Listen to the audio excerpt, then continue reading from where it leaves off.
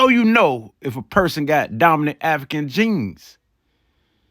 How you know if African DNA is the center of a person's whole being in existence? Look at the hair. The hair, the hair, the hair. Negroid, African, Congoid, describes if a person is a dominant African person. They might have 70%, 80%, 90%, 100% African DNA. Through the hair, the hair, the hair, you can tell through the hair. Hair don't lie. The hair do not lie. So when you describe a black person, you talking about a person of an African descent with dominant African DNA. People with hair that has type 4C, type 4B, type 4A, and type 3C, and maybe type 3B and 3A. But mostly fours. All type 4 is dominant African genes. You can tell if that's a black person. They can be light skinned, they can be dark skinned, but the hair tells everything. It tells the story. So, most likely, a person with coily, woolly, kinky hair will be an African person. That's dominant from 99 to 100%. Or we could say 95 to 100%. It's going to be an African person who has dominant African genes from 70% to 100%, or maybe 60% African DNA. If African DNA dominate your being, you most likely to have this type of hair.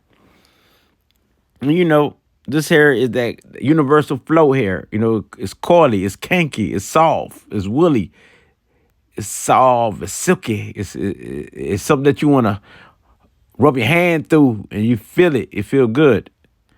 Some hair like silk sheets. Like, yeah. You got, with a black person hair, you got many styles. You got the fro. You got so many different styles with a black person hair you can do. Yeah. Just that universal flow hair, that nature hair. Yes. We are one with the source, and we align with the source. We align with nature. So, this is one way to tell. Some people live in a dream world and would deny this, but I don't know any other race with hair type 4 with black people. And based on historical facts and analysis of ancient Egyptian artwork, it is highly likely that some ancient Egyptian did possess hair type 4, probably mostly. But we know that the ancient Egyptians was black. They have type 4 or type 3 hair, meaning tightly coily hair. And this is supported by a description from ancient Greek historians like Herodotus, who referred to the hair of the ancient Egyptians as woolly. You got woolly hair, it's black hair. Same as coily, woolly, curly, kinky hair. Yes. So even black people hair text is different than other races. Black people hair is woolly and feel woolly or soft, like cotton, but also silky. Yes. And this is not racist. This is science and facts. So now, let's look. What we talking about here? Ancient Egyptian hair type 4, as you see. Either 4A, 4B, or 4C. This is the African hair type. Now, as you see, you're gonna be a black person with type 4 hair and type 3 hair. Type 3 a little mixture, but it's still dominant African. But type 4 hair, this is the African hair. And type 3C, 3B, as you see. As you get to 3A, it's starting to go down to other races. So maybe 3B, but 3C is still African hair. So What ethnicities have type 4 hair? The hair texture is predominantly found among individuals of African descent. And you can Google it. You can look it up. You can research. And it's scientifically proven. So they say that all races the same. The hair show you that this describe everything. This what 4C hair looks like. As you see, they tight, coily hair. 4B, you know what I'm saying? You see the zigzags, you see the 4A with the coily curly hair, it's a little bigger. And 3C is even more bigger, but it's more curly and it's more spread it out. 3B even get more bigger. Now you get a 3A, it gets sort of like I say, it's going to other ethnicities like Asians and go all the way down to the Caucasians and stuff like that. And Arabs.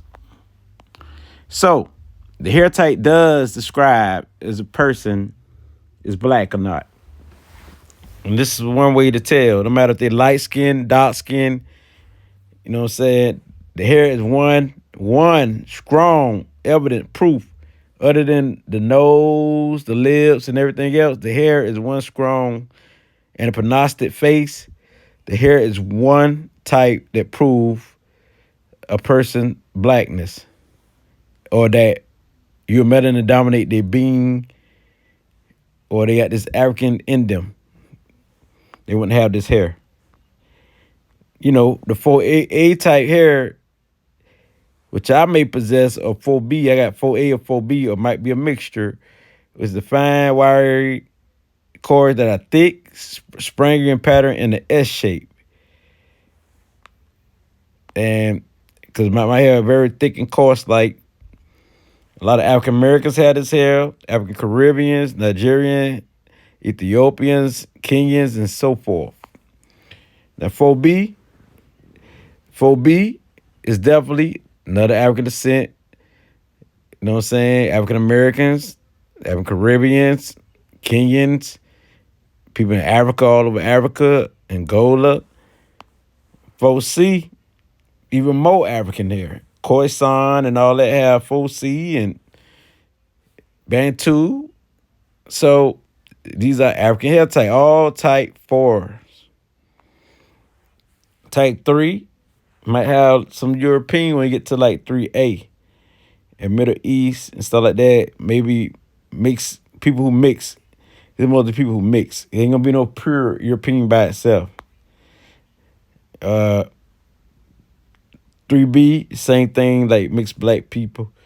3C is mostly, this is dominant black person hair. You know what I'm saying? But 4A, they definitely dominant. All Africans have this hair. All African with strong African DNA has type 4. Because we understand that they got some black people with straight hair. We understand all that. But we know that most likely a black person is going to have coily, kinky hair. That's majority. I won't put a percentage on it, but it's majority. And as you see, when we get to type 2 hair, we're talking about the Europeans, some people in North Africa, Latin. We're going to like Asians, the European type hair. You know what I'm saying? As we get into the 2s, like this is 2A. You know what I'm saying? Then you got 2B. The wavy light hair that's media texture with the S shape, the 2B, Europeans, Latin, and so forth. 2C, European, Greek, you know what I'm saying, Puerto Rican, Dominicans, and so forth, and East Asians, and also Philippines. Now, that's when you don't add the African to it, you know what I'm saying? We have like the Afro Puerto Ricans, we have like type 3 hair or 4 type hair.